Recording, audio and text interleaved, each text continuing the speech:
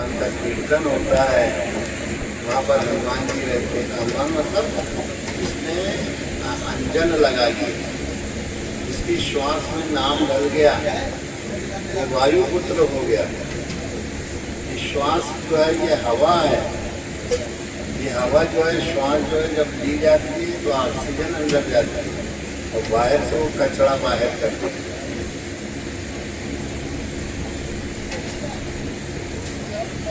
लोग कहते हैं कुंडली जाग जाए, ये जाग जाए, वो जाग जाए, शक्तिपात हो जाए। तो सरल चीज है, जो सार नाम, सत्य नाम, आदि नाम, अमृत नाम होमय है, इसको लंबा कहोगे मन ही मन। तुम्हारी रीढ़ की हड्डी के नीचे से लेके और यहाँ ब्रह्मरंध्र ऊपर होता है जिनको भी, वहाँ तक अभ्यास करते करते उस श्वास यहाँ से बाहर निकलते। तो ओम नाम लेने से अपान से प्राणों में हवा जाती है। श्वास ओम नाम, ओम से ही श्वास चलती है। श्वास लेने छोड़ने की जरूरत नहीं, दोनों एक ओम में श्वास आती है, एक ओम में जाती है अपने आप। और जितना लंबा ओम कहोगे उतनी अच्छी ऑक्सीजन तुम्हारे अंदर प्रवेश करेगी, और जितनी अच्छी ऑक्सीजन प्रवेश करेगी और जितना दूसरा ओम कहोगे तो जितना अंदर का कचरा अपान, तो अपाने ज्योति प्राणम। तो अपान कहाँ कहते हैं? रीढ़ की हड्डी के छोड़। जब ओम कहते हो तो वहाँ से ओम चढ़ते चढ़ते चढ़ते चढ़ते चढ़ते चढ़ते चढ़ते चढ़ते सभी चक्रों को पार करते करते, जो कोई शुरू में अभ्यास करेगा जब छोटा ओम ले पाएगा, एक रोज अभ्यास करेगा तो उनका बढ़ता जाएगा क्रम। सारे चक्रों का भेदन करके और छठवें सातवें आज्ञा चक्र का अतिक्रमण करते हुए संसार में मार सकते हैं। तो अभिमन्यु को 6 चक्र तो तोड़ना आता था, सीख लिया था अपने गर्भ काल में। जब गर्भ में अंदर हृदय में भगवत तत्व तो पलटा है तो वही गर्भ काल। साधक जो है अभी धीरे धीरे धीरे भगवान जिसके हृदय में आने लगे, उसके अंदर भगवान गुप्त रूप से प्रकट करते। 6 चक्रों का भेदन तो जान गया, और 6 चक्रों का भेदन करने के बाद लगता है अब क्या है, मन ने सब तोड़ दिया, तो अभिमान आ गया। तो 7वां चक्र जो है जन्म मरण के चक्र से पार जाने वाला है, वो रहेगा। अरे साधना करो तो भी अभिमान आ सकता है, सूक्ष्म अभिमान आएगा, तो बाजी मान। तो अंदर के विकार से अभिमान आना एक बहुत गड़बड़ है। थोड़ा भी अभिमान, असाभिमान जाए जनी बोरे मैं सेवक पति पति से। हम भगवान आपके सेवक हैं, सेवा करने सेवन करने वाले हैं। भगवान का जो सेवन करेगा, नाम का सेवन करेगा, ज्ञान का सेवन करेगा तो सेवक रहेगा। और अगर वो कहे कि बस पूरा हम सेवन कर चुके, पूरी हो गई साधना, तो अहंकार आया और विकारों के द्वारा मारा गया। तो जितना लंबा ओम का अभ्यास जीव लगी होगी तो ओम का अभ्यास अपने आप, और जितना लंबा ओम होगा और कोई नाम तो सब कीर्तन के लिए, सीताराम, राधेश्याम, हरे राम, जितने नाम है संसार में, जिसे राम धुन चलती है, अच्छी चीज सामाजिक दृष्टि से इसको करना चाहिए। इसके बगैर काम अधूरे, एक संस्कार बनते हैं। पर अपनी व्यक्तिगत साधना के लिए सबको रोज सवेरे उठिए, चलते फिरते उठते बैठते अपनी चीज को लगाए रहते। ओम का जो है लंबा अभ्यास करते हैं। अपाने ज्योति प्राणम, प्राणे अपानम तथा परे। तो से ओम कहोगे वो नाक नाभि होते हुए सीधे अपान मतलब मूलाधार में पहुँच जाएगा। तो प्राण अपान में पहुँचेंगे, अपान प्राण में चढ़ जाएगा।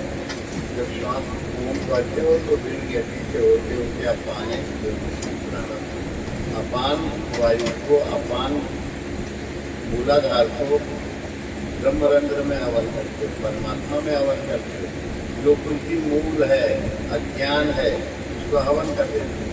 वो ब्रह्म सत्ता जो है उतरते उतरते पूर्ण में छा जाता है।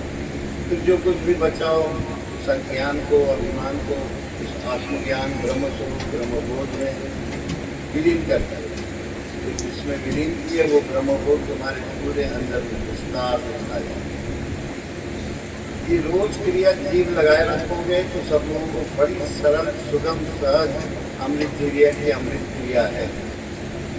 इसको करने में कोई दिक्कत भी नहीं है, केवल जीव ही तो लगाना है और क्या करना है। ये बकवास में जीव को परेशान कर देती है। उसने ये कहा, उसने वो कहा, मैंने ये कहा, उसने वो कह दिया। बस झगड़ा अंदर ही अंदर में झगड़ता रहता है। तो जीव लगा लो तो झगड़ा खत्म। ये लफड़ो है। जीव को अगर खुला रखोगे तो उल्टा सीधा बोल दिया, पीठ ठुकेगी। और जीव अगर लपर खाने पीने में लग गई पेट गड़बड़ होगा। और पेट सकल व्याधि कर मूला, पेट में से बुनी उपजई बहुत चूल्हा। जितनी बीमारियां हैं पेट ही से उत्पन्न होती हैं। सारी बीमारियों का जड़ तुम्हारा जीव है, सबको नचाती है और पीठ उठवा दे और पेटों नाश करवा दे। और अगर नियमित रूप से अपने नियम को पालन करोगे, कितना भी स्वादिष्ट हो कोई चीज हो, हम लेंगे उतनी जितना हमको एक सीमित मात्रा में लेना है कि कितना लो कि तुम्हारी श्वास बंद होना जाए।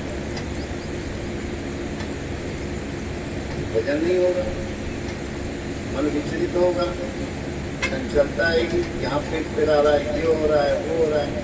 कोशिश उतना करो कि जितना पचे। भोजन करिए प्रपति हित लागी, जिन्हें असनई पचुए जठर आगी। तो स्वामी ने बड़ा अच्छा एक जो भाई ने कहा कि भोजन उतना करो जिन्हें जठर तुम्हारी जठरानी उस भोजन को पचा लें। जिन्हें असनई पचुए भोजन करिए, तृप्ति के लिए किया जाता है। भोजन जो है वो ऊर्जा में कन्वर्ट होता है, ऊर्जा में, एनर्जी में।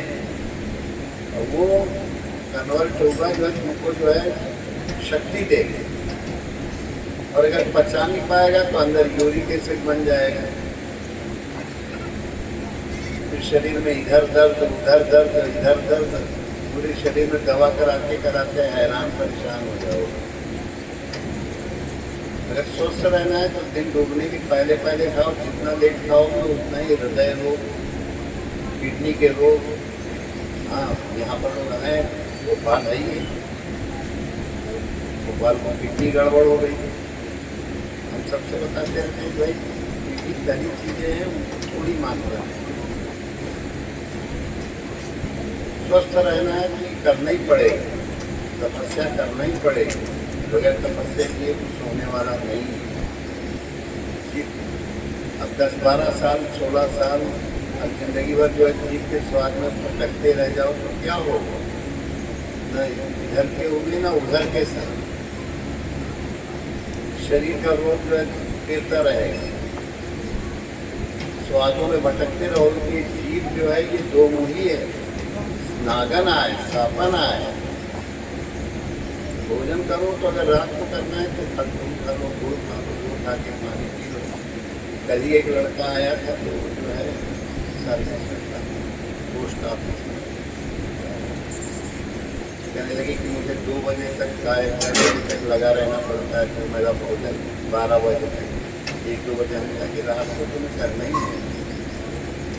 तो उसकी हृदय में देखे तो उनका तेरे हृदय में दर्द है, कहेंगे यहाँ पे पूरी श्वास लंबी ले देखो यहाँ है। उसको एक बहुत सरल व्यायाम है, दीवार से टिक जाओ, बताया दीवार से टिक जाओ और दोनों पाँव समेट के उठू बैठ जाओ और दोनों हाथ घुटने के ऊपर से दोनों हाथ ऐसे लगा दो। तो दीवार से टिक के 10 मिनट 15 मिनट 20 मिनट बैठ जाए। अनेक लोगों को करवाएं। अगर हृदय रोग हो लाके दो खुल जाएंगे अगर 10-15 मिनट तक। इतनी सरल क्रिया कोई हो नहीं सकती।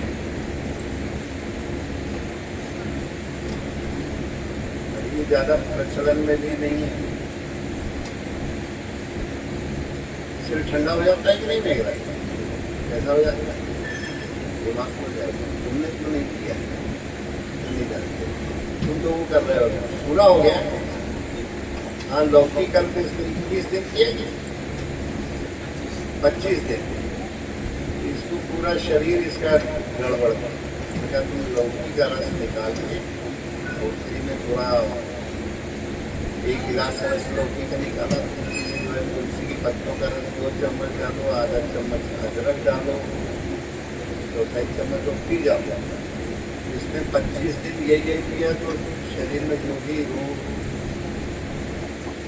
दिक्कतें श्वास लेने में, तो शरीर भी हल्का हो गया। कितना हो गया रे? नहीं तो क्या 290 अभी लिए हो कि पहले की?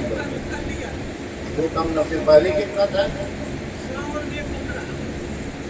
1 कुंटल 15 किलो सावन। अभी कल्प से घटा है, कल्प से 88 रहेगा। 290 88 किलो। एक बार और कर लेना 3-4 महीने बाद और घट जाओगे। हल्कापन आया कि नहीं? नागपुर जाने की जरूरत नहीं पड़ेगी। एक तो व्यायाम, बैठ के पकड़ना, और फिर लौकी किसनी करो, किसनी करके नहीं तो ये ना कहो कि अरे दादा पैसा नहीं है हमारे पास, भी जाएगा क्या पैसा भी होगा तुम्हारे पास कितना भी, तो चीर फाड़ हो जाएगी, उसके बाद चीर ही फाड़ रहेगी। और अगर थोड़ा जीव का संयम कर लो, कल्प कर लो, लौकी का ही रस पियो। लौकी वरदान है मनुष्यों के लिए। इसका लौकी का रस पियोगे स्वस्थ हो जाओगे, और वजन जितना ज़्यादा रहेगा उतना ही उपद्रव होगा। हाँ, ये राजकुमार के घर में तो एक से एक धुरंधर, उनके पिताजी धुरंधर थे, इनके कक्का और बड़े धुरंधर। कितने 1.25 कुंटल की 1.5 कुंटल कक्का कितने थे तुम्हारे? 1.5 कुंटल। तो जितना शरीर भोजन होगा उतना ही अंदर से बीमार होगा। देखने वालों को लगता है हाँ क्या गणेश जी, तो गणेश जी तो ही उपद्रव आए। देखने वाले को है, उनको पता लगता है कि न डोल डाल जा पा रहे हैं, न खा पा रहा है, ये दौड़ उठा के नहीं खा रहे, न बैठ सको, न उठ सको, चल न सको, न फिर सको। राजकुमार तो रोग हो गए, तो यही ठीक है बेटा। तो तुम भी कभी कभी लौकी का कल्प कर लो 11-12 दिन, समझे कि नहीं? 11 दिन क्यों लौकी का रस किसनी करो, और कोई चीज नहीं डालो। पहले 85 किलो था, कम कितना हुआ? तो सही है, जितने इंच लंबे हो उतने किलो होना चाहिए।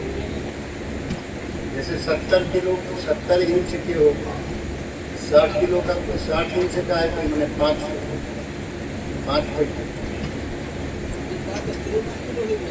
रिपन अब ना घटाओ, इससे इतने ज़्यादा में फिर थोड़ा दिक्कत